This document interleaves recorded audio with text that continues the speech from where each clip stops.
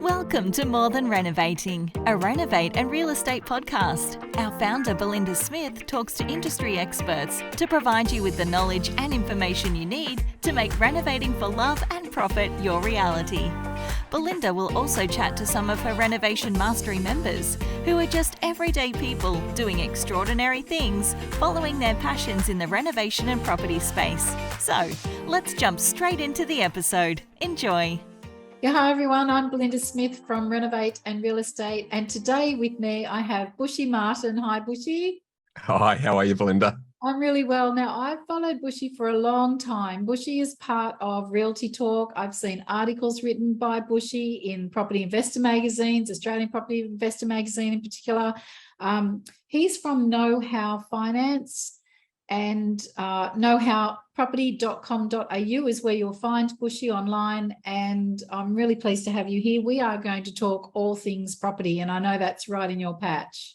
Can't wait. I'm really excited. We had a great chat with you on Realty Talk recently, and I'm looking forward to a deeper dive on Get Invested coming up soon, Belinda. So we're going to have a lot of fun today. I think I rambled, so your poor editors probably had the work cut out. Not at all. Her, but anyway, that's what Not it's all at all. Look, we both have this common love for property and where it can take us. Well, it has taken us in our lives, but also being able to impact those around us and introduce people, especially newbies, to property investing. You know, I love property investing. I lead, my lead foot is all about renovation, but it's not my only strategy. So we're going to unpack what's in Bushy's mind today. But first of all, tell me a little bit about how you got started in your business and what drove you to start something in the property space. Yeah, okay. Well, I guess, being Bushy, I'm a boy from the bush, Belinda. In simple terms, a good country boy from a great initially farming family. Yeah. And I guess my life's pretty much been in two halves. And I jokingly say that, there was BC and AD. So there was before my early life crisis, and then AD is after the divorce. Because, it's fair to say that like a lot of hardworking Aussies, I grew up in a model that was all about work hard and then, get a nice home, pay off the mortgage, put your money into super, and then tick off the bucket list when you retire. Yeah. And that's certainly how my life tracked right up until my early life crisis in my early 30s. And I guess in pursuing that, Belinda, it was all about career, and I was a workaholic. Let's call it for what it is. Yeah. And I was an architect, so I was one of those sickly kids who always had a pen in my hand, was always drawing and creating things. And I remember my father used to say, who was the original Bushy, he used to say, "Well, that's all really good, son, but at some stage you got to get a real job." And so my little young brain at that time was thinking, well, how can I combine my love for drawing and creating things into what would be classed as a real job? I know I'll become an architect. And that's exactly what I did. Architecture was an awesome profession, but it's a very taxing business. It's hard yards in this country. Yeah. And I became an absolute workaholic. And I was working, 7 days a week, 12 hours a day for nearly 17 years, if I look back on it. And it became so all-consuming. I became such a critical, grumpy bugger because, if you're designing things, you want to control everything, and then you start looking at faults and everything, and that sort of permeates across your life. So I actually wasn't a very nice person in those days. So let's call it. Yeah, it's true. And and where it all came to grief was I lost my marriage, and it was all my own fault. I just didn't put enough energy into my marriage, and understandably, that fell apart. So at 33, I ended up burnt out, broken and broke. That's the cold, hard reality of it. And that was a massive wake-up call for me, Belinda, as a country boy who believed in one bank, one wife at that stage. That's how I was brought up by mum and dad. To be divorced I really took that hard. I thought I was going to be married to the one person for life. So I took some time out, and I actually did my master's in business over a 2-year period, which gave me the opportunity to really reflect on what I was going to do differently from that point on to make sure I never ended up in that place again. And part of that, it's funny how things happen in threes, but my good father, who'd always been my role model, and he was a bit of a workaholic himself, he had major health issues. He was one of those, she'll be right, mate, don't worry about it.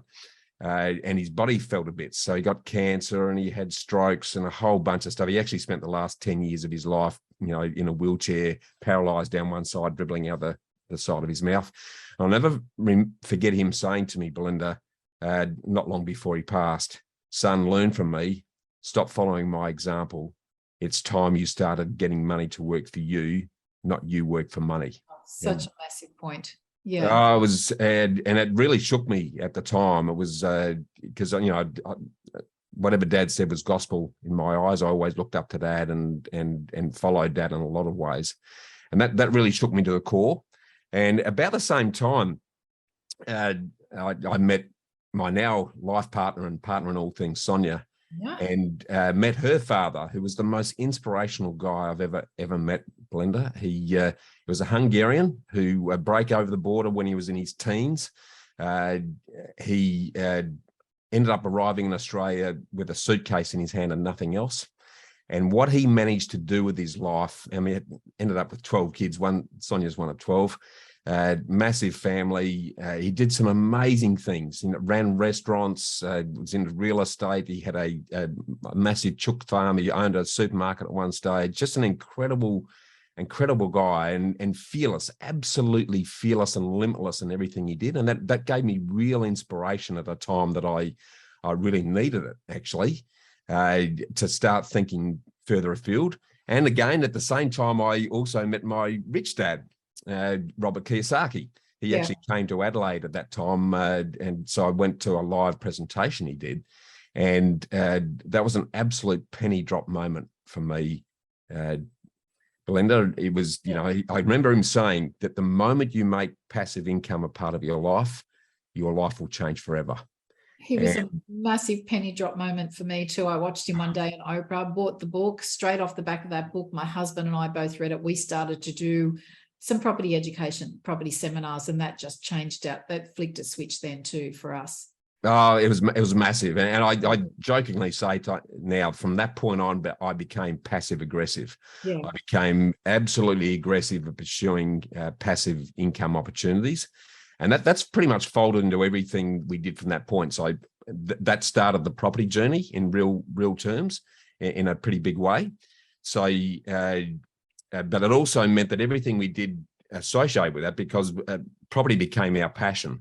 And every time we learned a bit more about it, so we invested a lot of in our education to start with. And that's a big takeaway for me, is the first thing you need to get invested in is your knowledge.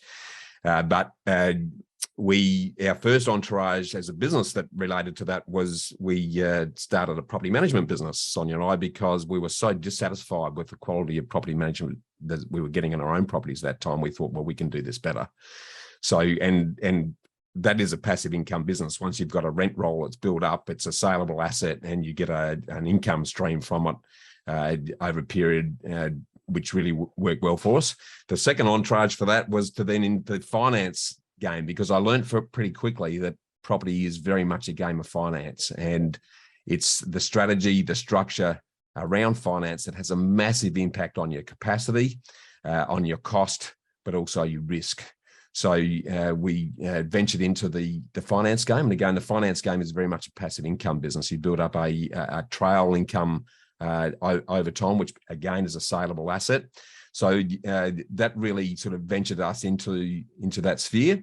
And since then, we've sort of branched out a little bit beyond that, so that finance is really the oil that lubricates the whole transaction, if you like. Yeah. But we've added strategy into the piece, because I've come to know and realize that very few people put much energy into really getting a clear strategy. And when I say strategy, I'm saying a lifestyle strategy, a finance strategy, and then a property strategy, because you need to start with the end in mind and be crystal clear on exactly how you want to live, and make that as magnetic and as exciting and vivid as you possibly can, because that becomes both the magnet and the compass in terms of keeping you focused on where you want to go, but also allowing you to ride the inevitable speed bumps that are going to occur along the journey. And so that was a core piece of the exercise. And then we've added another component to what we do now, which is around becoming the orchestra leader for our clients that we help. So what I mean by that is that we essentially help our clients to write their life symphony. So get excited about how do you really want to live, work out how much that lifestyle costs, and then that determines what sort of a nest egg that you need to create. But at the other end, in terms of the property delivery, one thing that's probably a little bit unique about what we do, Belinda, is that we act as the client's eyes, ears, arms, and legs to both assemble the independent professional team that needs to be in place to make it happen, but also then to keep that team honest. So, as an example, if a buyer's agent puts a property up that they think is appropriate to satisfy a client's needs for us, we'll do a complete second level due diligence on that property at both the macro, the micro, and the micro level to make sure that it's truly the best solution to satisfy that particular client's needs. So that's a bit of a snapshot. It's not really a snapshot. It's a fairly long answer to that question. I loved it though. I loved it. So it's a holistic approach to actually taking someone from where they are to retirement and just mapping out the plan all the way. Because as you know, and we've discussed this before, a lot of people only buy one property, or they'll have that focus like you did as a youngster, and they'll just want to pay down their mortgage. That's all they'll be determined to do, is I'll just pay off my house. And it's not enough. The years disappear. It's scary. When I wrote my book, The Freedom Formula, Belinda, I did a lot of research around this. And, right here, right now, over 70% of retirees over the age of 65 surviving on the meagre sum of about $15,300 a year, which is about $295 a week. Oof. Now, and most of those have followed that pathway of I'll just pay down the home loan, I'll stick money in super. Yeah. And the sad part of that is that unless you've got a massive amount of super, if you're in that mid-ground that is effectively chewing into your ability to access the pension, yes, then you can be in very dire straits without realizing it. So I'm on a mad mission, I'm sure, like you are, to wake up and shake up hardworking Aussies to the need to invest beyond super and the home loan, because if they don't, then their lifestyle is likely to fall off a cliff when and if they decide to try and retire. And the cold hard reality is that most of them won't be able to. They'll keep working until they drop. Oh my goodness. Okay, so I speak to so many people. They contact me, they're already in their 50s, and they say, I'd really like to retire, and I want to retire inside of 10 years. And I say, well, what have you done? They've had lovely holidays. They might even have their own home covered, but they are not in a position to retire. There is no passive income. There is no cash flow. There's just not enough. And I think all those wasted years. Whereas totally. In my circumstance, and I'll unpack your journey a little bit, my circumstance, my properties are retiring me. The money that I've invested is coming back at me in big chunks and lumps. So, I'm okay. But a lot of people weren't doing that in the early 2000s or 20 years ago or whatever. They just leave it right to the last minute. And that's where renovation comes in as a strategy, because some things you've got to do something rather fast, but I hate people when they're in a panic. So how do you actually help people plan it out? Like, what's that look like from inside your business? Yeah, okay. Well, so if we talk about the journey that we take people through, the first part is about the inspiration, the information, and then comes the implementation. So my work on the Get Invested podcast, on the Realty Talk Show, and on my books, The Freedom Formula and Get Invested, they are really about giving people the base core knowledge that they need to understand where they're at and where they need to be heading. We then augment that with what I call the Freedom Flight series where we actually take people through a 3-part education piece that looks at the why, the what, and the how of property. So that we really want to make sure that people have got the right headset on before they even start to jump off the cliff into the property world. So that, again, that's all about the education piece. And then when it gets beyond that, for those that we feel comfortable with, because it's one thing I will say to you, if you're assembling a property team, it doesn't matter how good someone is, if you don't connect with them and you don't respect them and you're not going to have some fun with them, don't do it with them. Yeah, I agree. You need to be really hard and fast on that. So we use that process to really get a sense of each other and whether we like working with them and they like working with us. So that's pretty key. But once we get to that point, then step one is I call it strategy, not strategy. But the strategy piece is the cornerstone, as I'd sort of mentioned before, and that is about detailing your lifestyle strategy, then your finance strategy, then your property strategy. So 3 key parts of that. And the lifestyle strategy, which is the core piece, is getting really vivid around exactly how do you want to live. So we in the book, I give people a bunch of options on how they can do that. So for me, I've got a vision board. I've always been a very visual learner. So I've got a vision board that follows me everywhere. That subliminally now just keeps me thinking about the things that are really important to me. Some people write a poem. My wife wrote a letter to her mother in 10 years' time that detailed exactly what her ideal day looked like. There's a whole bunch of ways of doing that, but have some fun with that. And very few people do it, Belinda. That's what staggers me.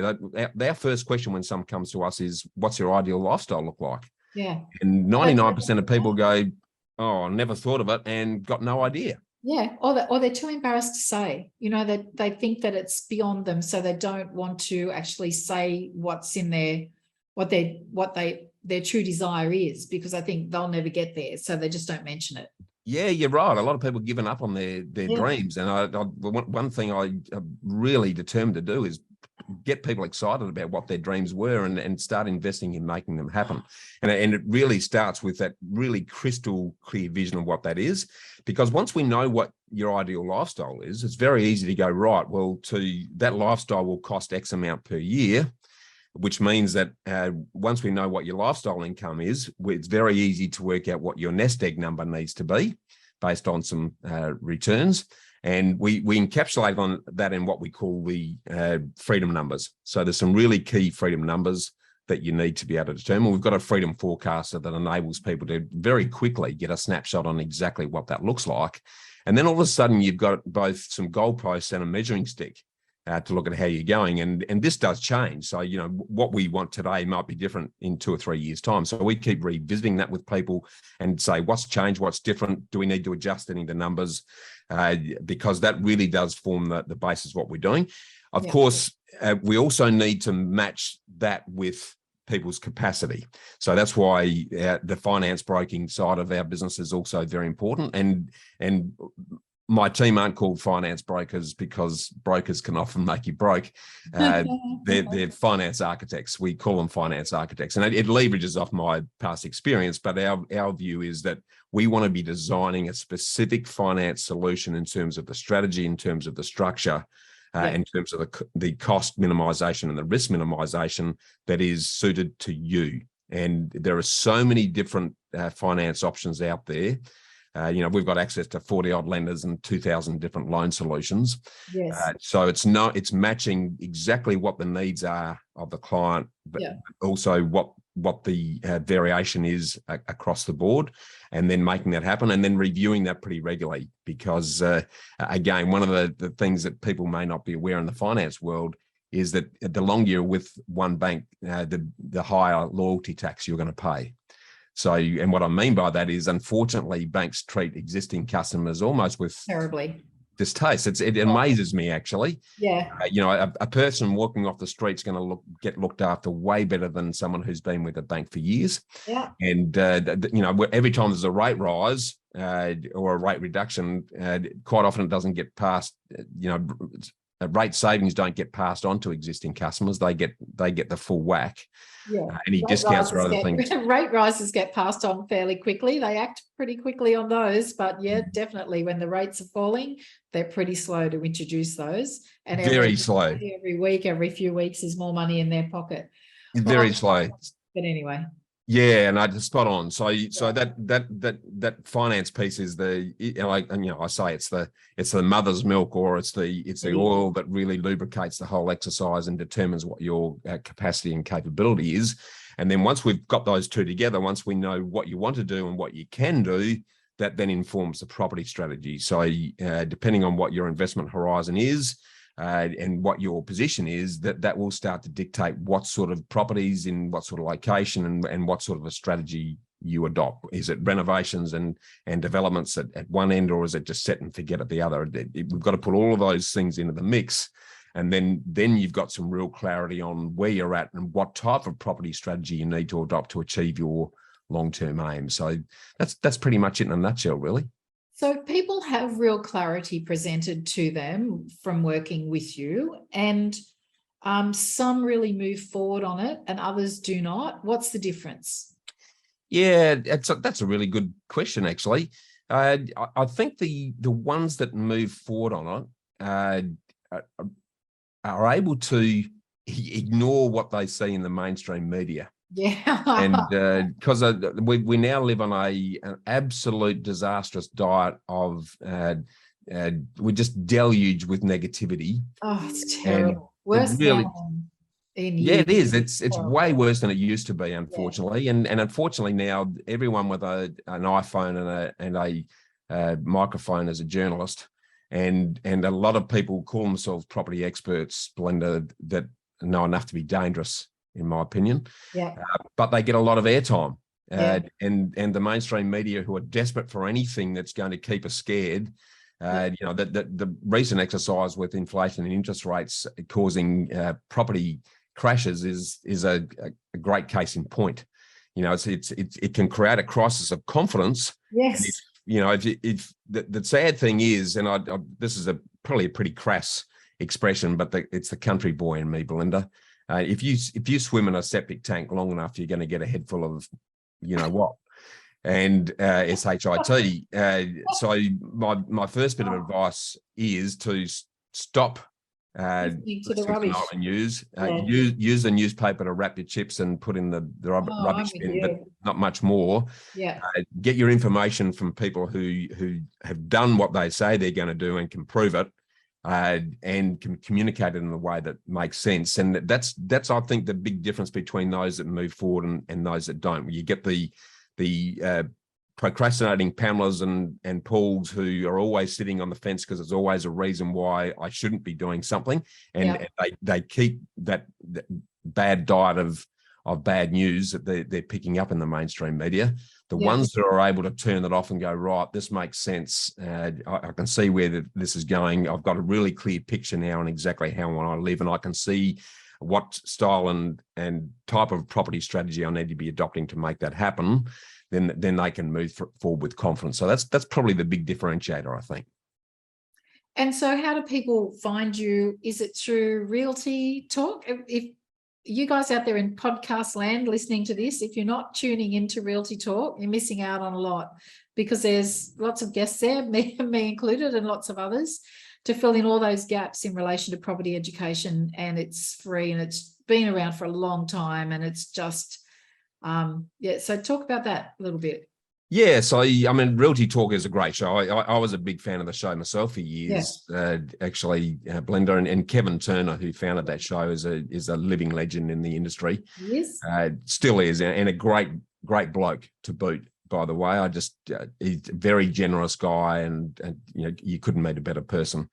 How that came about, I guess, is I started the Get Invested podcast about bit over 5 years ago now, I guess, which is much more a long form exercise. And Kevin was gracious enough to come on the show, and we really connected. It's just, you meet people sometimes and there's a chemistry there that just works.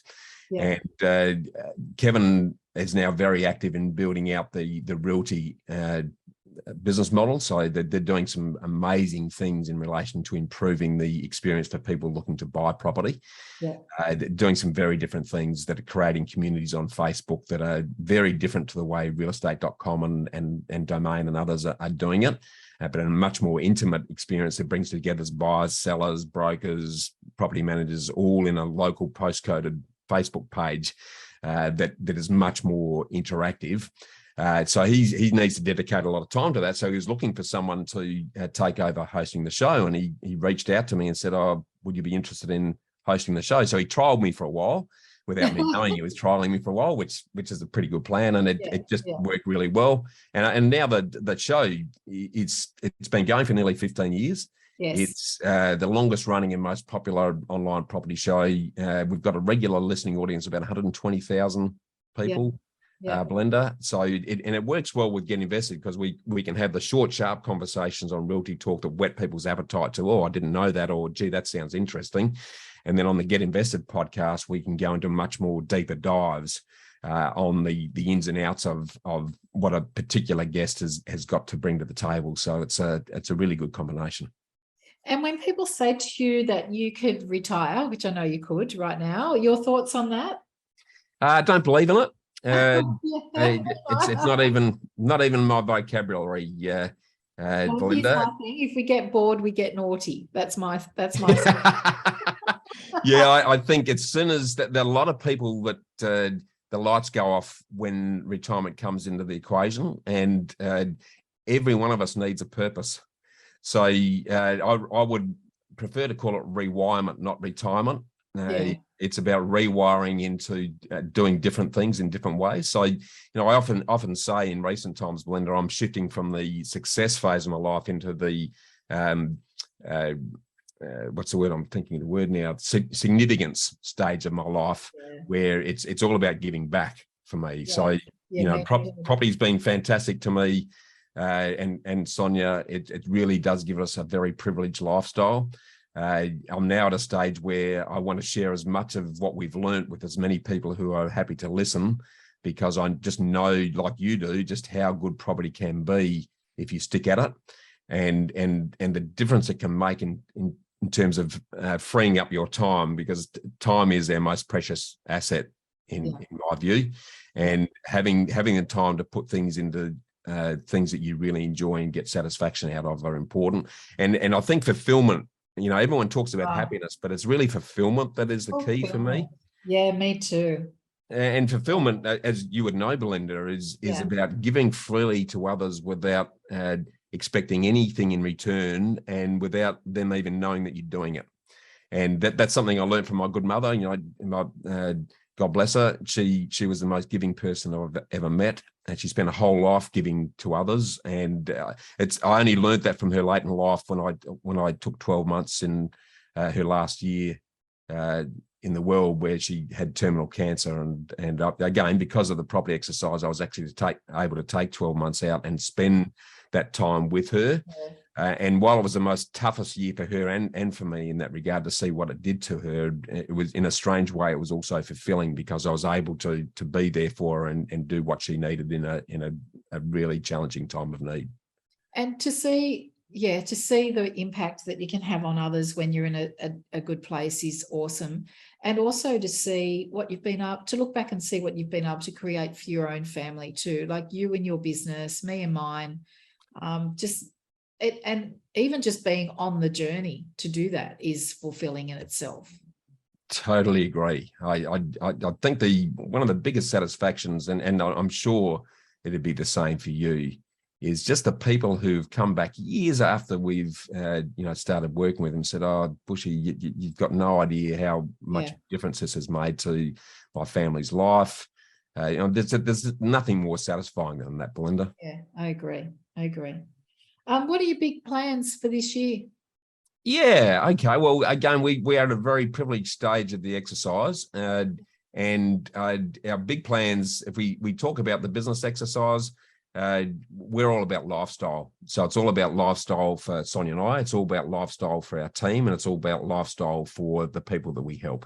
Yeah. So because of COVID, We haven't been able to reward the team as much as we normally would. So because every year we get the team together and we go away to a fun destination and we have some fun with each other, but we also then do a planning session that looks at, okay, what's the year ahead look like? Yeah. And we do that on a personal level and as a business level so that we're on the same page with that. So we've got that coming up in October. So we're looking forward to that. We're also on the hunt for our forever home. So, as an architect and having the freedom now to be able to pretty much live anywhere we like, we've already started a journey that includes the northwest coast of Tasmania and the coast from Adelaide through to Sydney and beyond, looking for a destination where we want to put the roots down. Yes. But part of that as well is combining that with what we love as a business, and that is researching locations. Yeah. So that we really got some hands-on understanding of the good, bad, and ugly of various parts of the country, and it can therefore share that and be more meaningful to the clients that we're helping that are taking a borderless approach to where they might be investing. Wonderful. Would you design your own home? Will you get the pen out, the architect's drawing? I am itching. I am absolutely itching. The only hesitation I have right here, right now, and again, we're not in a massive hurry, but the construction industry has been extremely challenged over the last couple of years, and the trying to manage and control cost is very challenging right now, and the time delivery as well. The delivery times have blown out way beyond, and time is money in that regard. Yeah. So if we find the perfect site, we'll do that, and we've got a very clear vision on what that site looks like. It's on a hill looking down on a lake, close to a fairly intimate community. So if that occurs, but at the same time, I'm actively hunting, and always hunting. Actually, it's a bit of a passion and a hobby. I'm always diving into domain and realestate.com and looking at property offerings as they come through, and looking at the designs and having a lot of fun with that. So if the perfect property comes up in that hunt, then we may buy existing. So we're very open. We've got that flexibility and privilege really to be able to make that call. So we're having a lot of fun on that part of the journey as we speak. Exciting times ahead. There's nothing more fulfilling. We talk about fulfillment than being in that perfect house, finding your forever home, and really laying your hat. Yes, that's it. Exactly right. Well, thank you so much, Bushy. I'll just say where people can find you again, knowhowproperty.com.au. And I'm sure from this conversation, and I know from speaking to you before, how easygoing you are and how purposeful you are when it comes to really helping people get started in property and keep going and keep momentum, which is really important, and grow a portfolio so that they can retire free. Yeah, it's spot on. We're both on the same journey, Belinda. I've got a lot of time and respect for the work that you're doing, and looking forward to continuing to work with you to really spread that message and the opportunity that's there for all hardworking Aussies, if they embrace and adopt the opportunities that are before us, and then have the courage to see those through. Then their life is going to be transformed, and I want to make sure that you and I continue to work with each other to help those people to do exactly that. Brilliant. I'm up for that. Thank you. Thanks, Belinda.